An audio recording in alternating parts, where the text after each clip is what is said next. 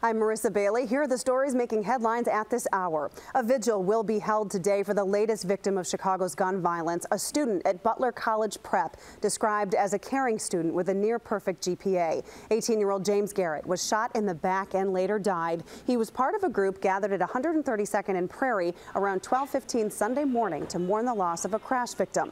An argument then turned to gunfire. Police say 2 people shot the victims. Garrett's principal at Butler College Prep tells us he was the first in his class to get accepted into college, a teen on his way to becoming a teacher. He wanted to go to a historically black college. He wanted to major in education. He wanted to be the change that we're looking for in this community. There were 2 others shot at the gathering, a 48-year-old man and a 20-year-old woman. Both are now in stable condition. So far, though, no arrests have been made. Flames forced people out of an uptown high-rise. Neighbors there say they woke up to firefighters banging on their doors just after 11 last night. By the time they got outside, flames could be seen coming from the window of a 4th-floor unit. A woman who lives in a unit just below says that she heard the calls to get out before the fire alarms started. I got woken up to really loud pounding. Sounded like someone was stomping, and there was yelling, and there was glass breaking. And I went to look out the window, and I started seeing sparks falling out the window, and I smelled the smoke.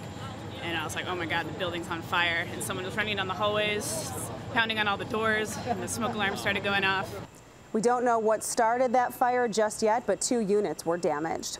Well, runners of this year's Chicago Marathon dealt with on and off rain, lots of security, and massive crowds there. More than 1 million people lined the course in the rain to cheer on those running the 26.2 miles. Taking a look now at the winners, Britain's Sermo Farah won in the men's category with a time of 2 hours, 5 minutes, and 11 seconds. And for the women, Kenya's Bridget Kosgei overcame knee pain and took first place, finishing in 2 hours, 18 minutes and 35 seconds. And Ed, a much different day today than yesterday for the marathon. That's right. We hung on to the rain for a little while during the morning hours, but we've cleared that rain and start to look at improving conditions going through the day with a real warm up around Chicago, then a return of clouds on Tuesday.